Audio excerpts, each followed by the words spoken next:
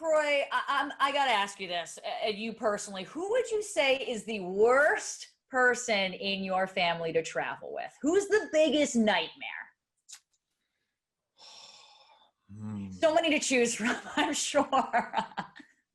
I would, the kids are hard to travel with because they demand so much space, like so many shoes. And like when we were really little, like all the bottles and stuff, when we had to go to like Destin or any type of vacation, it was like formula and bottles and diapers and things like that. Now we're out of that stage, but now it's toys and video games and board games and baseball bats. They and have gloves. to eat. Like we don't have to eat. Like it could be 9 o'clock and we're like, dang, did we have anything to eat today? They're like, we need food, breakfast, lunch, and dinner. We got to stop. It's like potty breaks.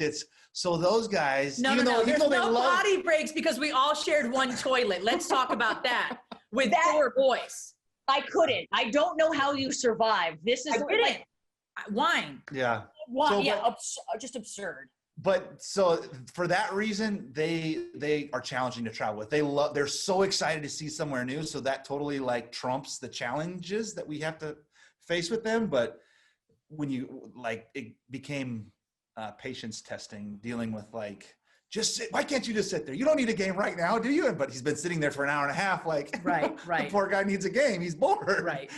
I mean, in the trailer for the season, we do see the RV break down at some point. How often does this happen? And how did the family handle this situation? Okay, I don't want to say that it broke down. It died completely. Died completely, going 85 plus miles an hour. I just want to clear this up as well. It only goes to 85 on the speedometer. My crew, 8 cars trailing behind us the entire time, said to me several times, Kim, because they can hear me, Kim, you are right. He's going at least 105. No way. Do I need to get Tony on the phone? No way. At least 105 in an RV. Okay, no number way. 1. Number 2. I have good reason to be speeding slightly, but never 100. Never. Yeah, 100 seems... 105 at least. I promise you. 55,000 pounds. It's no way it's going 100. No way. Kroy, I'm surprised I'm still sitting here talking about it. But the RV, at one moment, I'm already anxious. It's got a flat windshield, right? I'm like used to driving in a car and it's totally different vibe. You're this close to the windshield and it's just flat. So like everything that hits it's like, I mean, it's pretty intense. And then when you're flying on these 2-lane highways past 18-wheelers with like only inches to spare, so I'm anxious the whole time. But driving down the highway going 85 plus, everything died, including the engine. Like no joke, including the engine, and beeping, blinking, things are spinning, beep, beep, alarms going off. And I was like, I knew it. I knew this thing was going to hit the bed. I knew it. Look, it happened. And this guy's like, you know what? It happened. We're okay. Yeah, he's got it. Kroy's got it covered. We're going to figure it out. We can solve this So it starts problem. back up and it does it again. It does it 4 times, but there's nowhere to pull over because it's a 2-lane highway. That's it. There's no breakdown lane. So we have to keep going.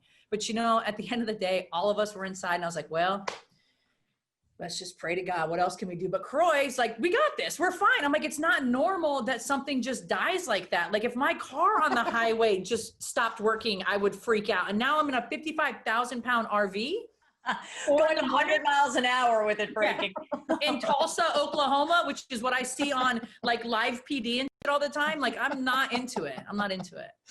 Well, looking ahead to this season, what would you two say was the best moment on the trip for you both? Vegas.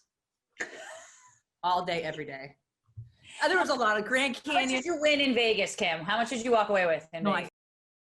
I lost. I could have won a lot, but I just start getting so like excited because I kept prepping myself for weeks, like production, Kroy, they're like Vegas in 17 days, baby, 14 days, 8 days, 5. So by the time I got there, I was so revved up and just couldn't stand it. So I lost and then I won and then I lost, but I ended up, I think, losing ultimately, which is just ridiculous. I just started just shoveling it in because we had to leave. So I was just like, and I just kept putting it all in. So I didn't really win all that much, but it's a big stress reliever for me. But the Grand Canyon was really beautiful. There were so many moments. The Grand Canyon really took my breath away. I didn't expect it to be like that unbelievable. Hey, oh, Sam, get down, get over here. Just herding the cats over here, the cats. Kroy, what would you say is a highlight moment for you when you look back on the trip? You know, I think there were so many destinations that were really fun. Like Vegas was really, really fun. again, it's a great stress reliever for us. Grand Canyon was really, really cool to see. But I think overall,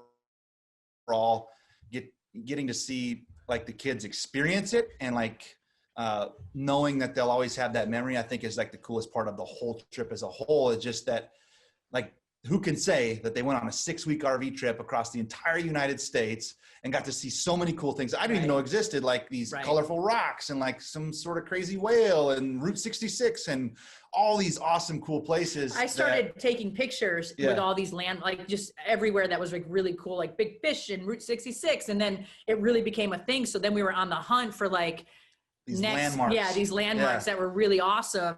And so that became very out of the way as well. So I love the fact that they can have this story to tell whoever, their kids, their friends. Like, it's just, I don't know, that's a cool aspect to have.